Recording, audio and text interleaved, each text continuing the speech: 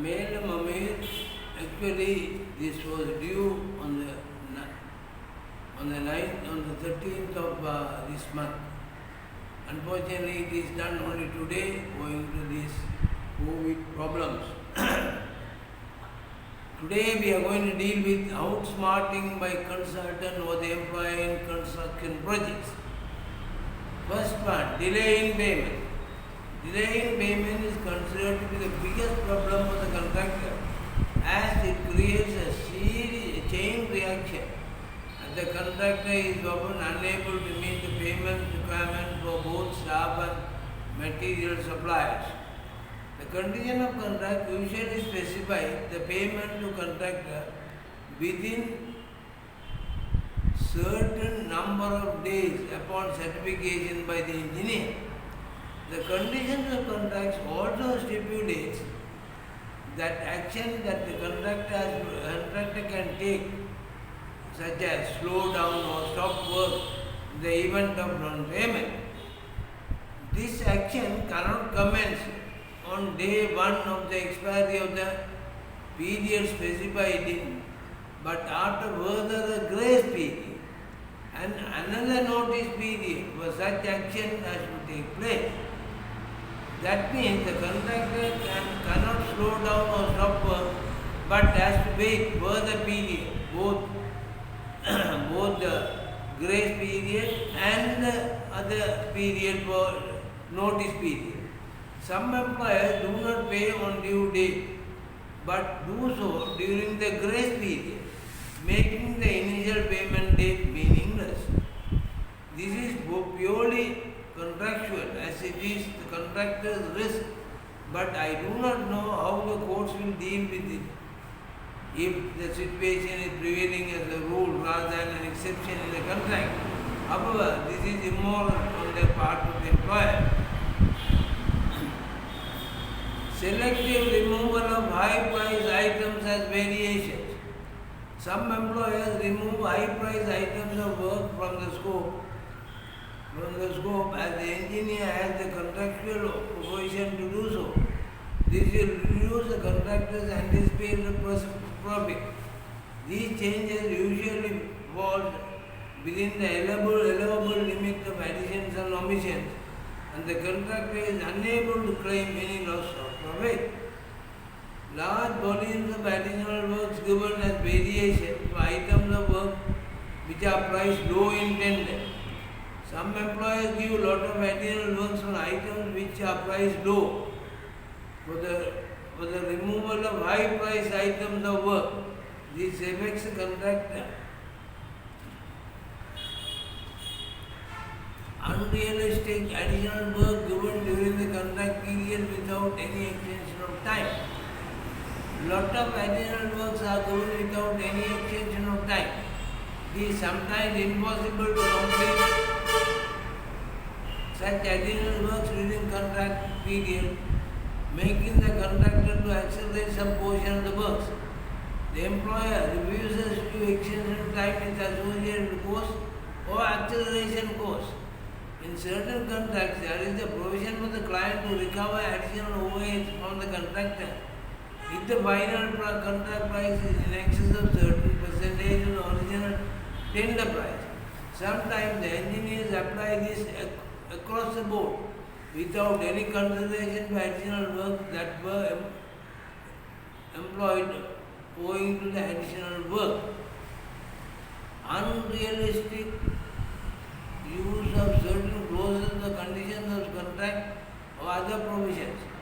There is always a provision in the construction contract that the work and the material to be the engineer's approval. Some engineers misuse such right which leads to losses to the contractor. Insistence on the use of certain company products and certain subcontractors. Some clients insist on the use of some selected company products or subcontractors in which the clients have a vested interest. There is nothing wrong if such cases are already in the document. The problem is it is imposed as some sort of thuggery after the award, and there is a possibility for the such cases, taking more time than normally required for approvals and payments, etc. Engineers take unusually long time for approval or for giving the required information to the contractor. The condition of contract is always favor the engineer. For example, the engineer can 28 days for approval, some of which can be easily done in a couple of days. These kind of delay in approval delay make the overall delay to the contractor, and the contractor is not in a position to claim.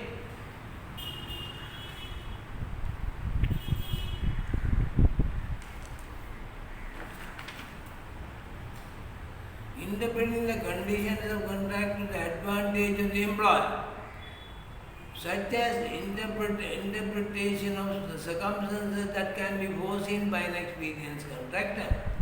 As there is no clear definition of an experienced contractor, sometimes the engineers feel that the contractor should know better, as he is supposed to build for the intent and purpose, and the engineer's liability is limited to the skill and care pertaining to the profession. There is a tendency for the engineer to pass his mistakes to the contractor. Advance payment, both time for payment and subsequent deduction for same. Advance payment usually given to the contractor by the employer in order to get a competitive price for work. The contractor also gives such a good price in anticipation of money early. Ideally, the advance payment to be made within 1 week of issuing the letter of acceptance. In practice, advance payments are given much later.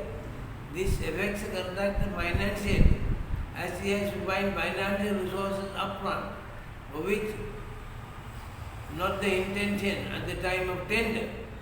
There is another issue, the recovery of advance payment. Some employers base their reduction on the value of work done, while others go by the period elapsed. The contractor shall be in serious financial difficulty the event the advance payment is given late and the recovery of same is based on time elapsed. Rejection of contractor entitlements owing to the mistakes in the document drawings for not finding mistakes and bringing to the notice of the consultant during the tender stage. This is a major issue, particularly in remeasure contracts. The general understanding in such type of contract that the quantity shall be remeasured upon completion, and any item which is not measured is to be done by the others. For example, in the tender drawing a boundary board is shown but not measured. The understanding is that the employer does not have to do the boundary board now, or may be done by others.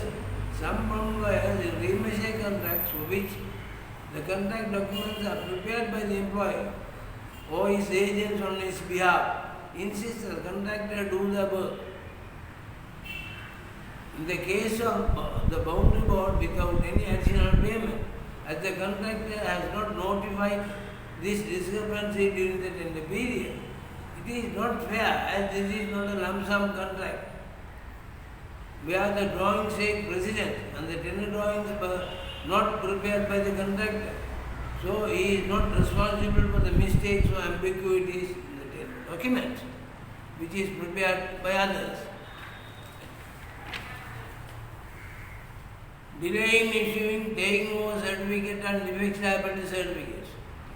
Delay in issuing the taking over certificates affects the contractor, as he is unable to get part of the retention, and usually there will be an application of delay penalties when contractor payments are processed after the original completion. Delay in issuing the defects liability certificate affects the contractor, as he is unable to get the second part of the retention. Usually performance bonds are tied to the defects liability certificate, as this is the final completion of the project. The contractor is unable to get his performance bond. This is a serious issue, and in some parts of the world, the bank insisting to deposit the full amount for payment performance bond, where it is a serious issue. Imposing rules, regulations and procedures which are not given in the contract documents. Some unethical practices are followed by the engineer and client. For example, the engineer takes full advantage of the contractor's position that the contractor has built for the purpose. Certain design and build projects do not follow the FIDIC Silver Book standard out, which is passing the entire risk, including the underground conditions, as this involved inflated prices irrespective of the underground condition. The employer gives the soil investigation report as a part of the renewal document. These are given with lot of qualification. When the project is implemented, the conditions of the site were not so bad and improvements are required. This additional cost is realized by the employer, stating that the given soil investigation were given with many qualifications and it is the responsibility of the contractor to check the correctness of the given soil data. This is in conflict with certain contractual clauses, such as contractor's general responsibilities. The contractor shall, with due care and diligence, design the extent provided for the work in the contract, execute, complete the works and remedy any defects therein in accordance with the provisions of the contract.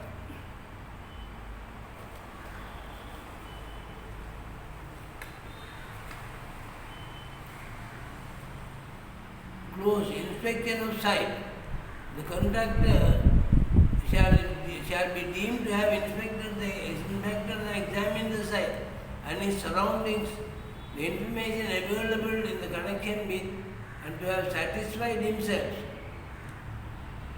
as far as practicable, having regard to the consideration of the cost and time before submitting his tender, as to the form and nature thereof, including the subsurface conditions. Adverse physical obstructions of conditions.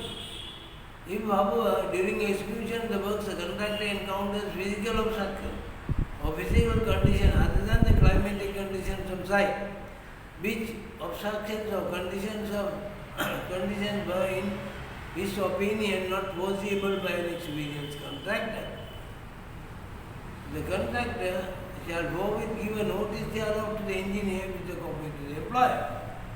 In a situation like this, the courts shall favour the contractor, as although the soil investigation was given with lot of qualification, the contractor is not in a position or not allowed to do the detailed investigation and left with no option other than using the employer's given soil data for his design. If the intention of the client is to pass the complete risk to the contractor, then the clause as given above, which indicate the sharing of the underground risk, if and when available, should have been removed from the contract. A fair solution to this kind of problem, especially underground conditions, is to pass the entire risk to the contractor and get an inflated price, irrespective of the presence of such risk, or inclusion of the reasonable provisional quantities in tender for subtraction, which is subject to remeasure upon completion. Non-awarding extension of time before completing the project. The engineers do not understand that the contractors do have commitment to the suppliers and other services providers. The engineers do not give the interim extension of time which the contractor is entitled as per the conditions of contract, and wait until the final completion. This affects the contractor financially, as penalties are imposed on payment which are processed after the original completion date.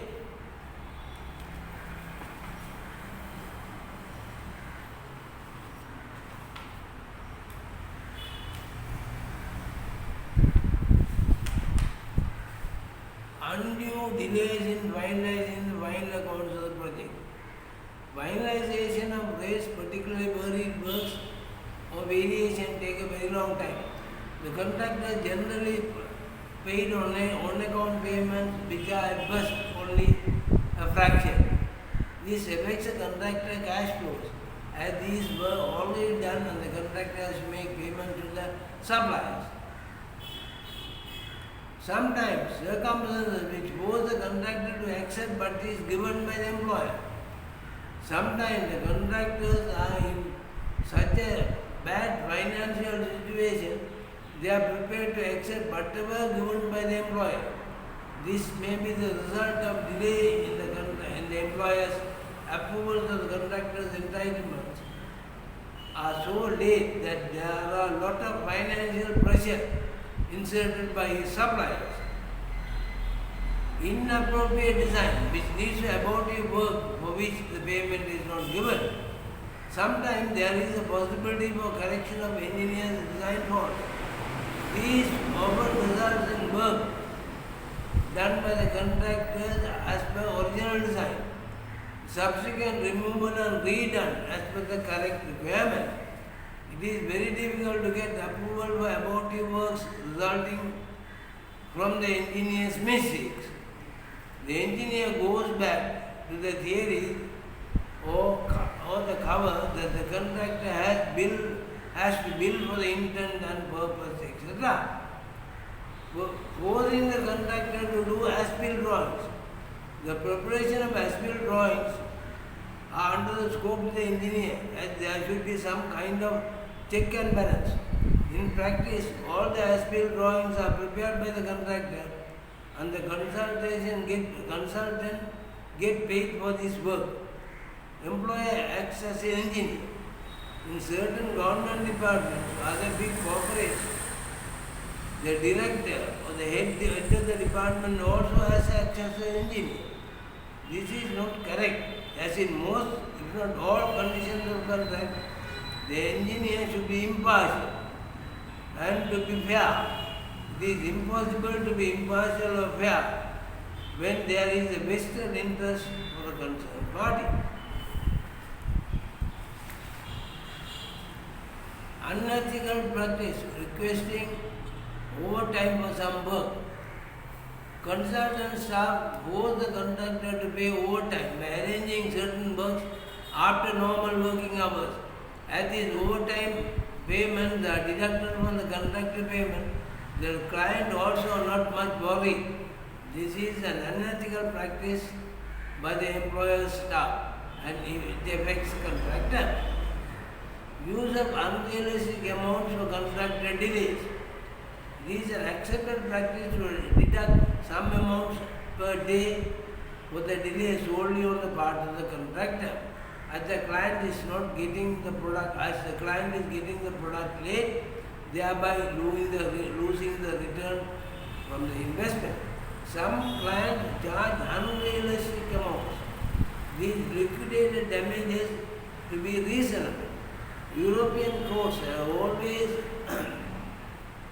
of the view that by liquidated damages can be admissible, but are very reluctant to enforce penalty, which sometimes has no logic or other form of deterrent, and it is only a form of deterrent.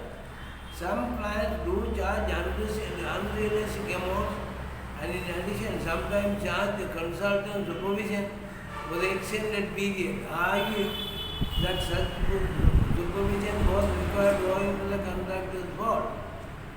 This should be studied on a case-by-case basis. Thank you.